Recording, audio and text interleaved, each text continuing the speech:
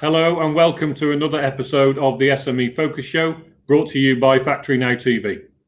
I'm your host, Christopher Greenough, and in this series we will focus on SMEs within the British manufacturing sector. Every week we will discuss and analyse the opportunities and challenges facing the industry in these unprecedented times. Every week we will discuss and analyse the opportunities facing the industry in these unprecedented times. I've worked in the sector for over 26 years, and I am CCO at SDE Technology, one of the leading manufacturers of pressings and assemblies in the UK. As you can hopefully appreciate, this show is very much for manufacturers by manufacturers. My guest today is Philippa Glover, Managing Director at CNC Robotics Limited. Welcome, Philippa. Hi, Christopher. Nice to speak to you. Nice to speak to you. Nice to see you as well. Please tell us about CNC Robotics and what is it you do? Yeah, so CNC Robotics is a robot integrator based in Liverpool City region, and we specialise in machining applications. We were founded in 2010 by Jason Barker when he was looking for a cost-effective way to machine large parts for the theatre and film industry. And yeah, we've been playing with robots ever since. Fantastic. And you recently spoke about the need for SMEs to have technology as part of their business plan post-COVID. Can you explain what you meant by this? Yeah, I think it's just really, really important as businesses that we continue to look at our business plan and we see how innovation can help us continue to grow and develop. And actually innovation doesn't necessarily need to be the big ticket items. It can be innovating behind the kind of back office processes, looking at how do you do that in a more effective way to streamline the business to enable you to continue to scale up and grow. And I just think it's really, really important that as SMEs, we recognise that there's a sizable opportunity for us out there, and there's an awful lot of support within the innovation landscape to help you effectively understand what your challenges are and how technology can help you become smarter and more efficient, which ultimately will create kind of new jobs, new wealth, new opportunities for everyone. So is it a lot of people think that robotics and robots and automation are actually going to mean we've got less jobs going forward, but what you're saying is there's more opportunities then to win more work and get into different sectors? Yeah, there's some really interesting research that's come out from the London School of Economics around the impact that robots really have on the economy and the job market. And actually, there's evidence that shows that robots do lead to more jobs.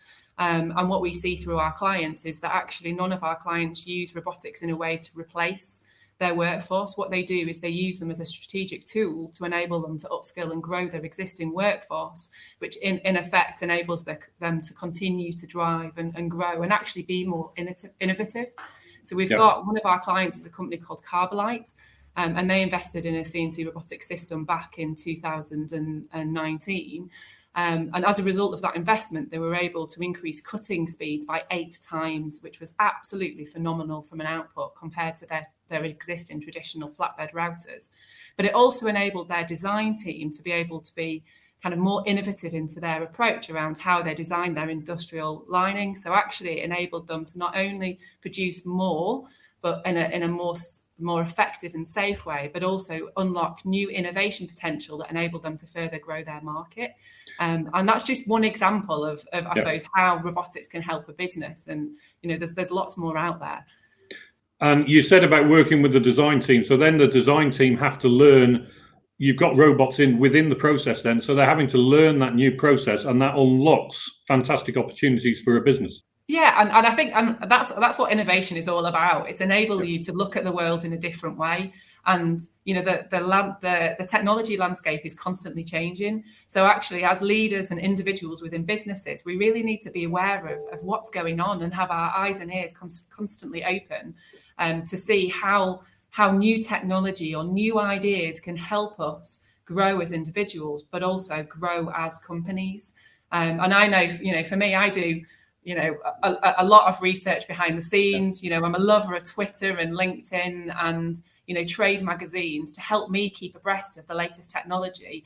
And then I pick and choose, which bits of that innovation is right for CNC Robotics to help us to continue to scale up and grow. Fantastic. And you work within many sectors. Is there one specific sector that you see brings the most opportunities for robots?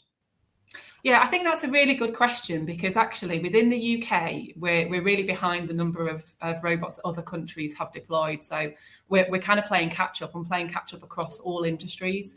You know, for us, I think we see a sizable opportunity within the composites industry. And, you know, as we see more and more companies look at lightweighting technology, particularly around electrification of vehicles and, you know, aircrafts, and looking at how do we make parts more economically that also enable us to have move towards more that zero carbon emissions. Yeah. Composites is a real growth area. So because our focus is machining, actually machining a composite part with a robot is a really, really cost effective way of doing it and unlocks real potential. So that for us, we see as a real growth market within the UK and further afield. And you talk about the UK, so obviously the end of the year we leave the EU. What opportunities do you think this will bring for UK manufacturing and for CNC Robotics? Yeah, so that's a really good question. So I think what's really, really important is that we really network with our peers and partners, you know, outside of the UK. And to a certain extent, there is the same amount of opportunities, if not more, if you play it right. And, you know, I for one, you know, have this year kind of worked quite closely with Ireland and went over with the British Embassy to a conference that was specifically about joining the dots between UK and Ireland and to continue to develop those trade relationships and trade talks to encourage that kind of close working relationship. Yes, you know, we are going to have challenges and yes, you know, Brexit is going to change the landscape, but absolutely people still want to buy and work with the UK, and it's down to us to create those opportunities and actually look for exemplars. So, you know, within the Northwest in particular, you know, Playdale is one of the exemplars that is often seen in terms of, you know, how do you trade externally and how do you grow that business? And I can't remember how many countries now Barry and his team is in, but you know, I think if you name a country, they're probably selling playgrounds there. And, you know, I don't think they're afraid of Brexit. They're just preparing themselves to continue to develop those relationships and continuing to trade at scale. So you don't see it's all doom and gloom come January next year? No, not at all, because I don't. So I don't think you can do. And Brexit, pandemic, whatever it is, you know, as businesses and as business leaders, we're always thrown a challenge. It's just at the moment, we've got two challenges that's being faced. You know, we're dealing with a pandemic and we're also dealing with looming Brexit. But, you know, that's okay, because actually we're all resilient. And, you know, if we look at innovation and if we further develop our people and we show great leadership, absolutely, we will turn it into an opportunity that will enable us to continue to grow and prosper. And it's really about mindset, isn't it? Really, it's really about getting ahead of the competition and doing that innovation quicker and quicker. And in the UK, we've always been really good at engineering, really good at manufacturing, and I think SMEs specifically have got the energy and the wherewithal now. Certainly, we can. If anyone can get through 2020 and come out the other side, we're doing quite well. Now, have you got any sort of news of anything coming out of CNC Robotics that you'd like to share with the audience?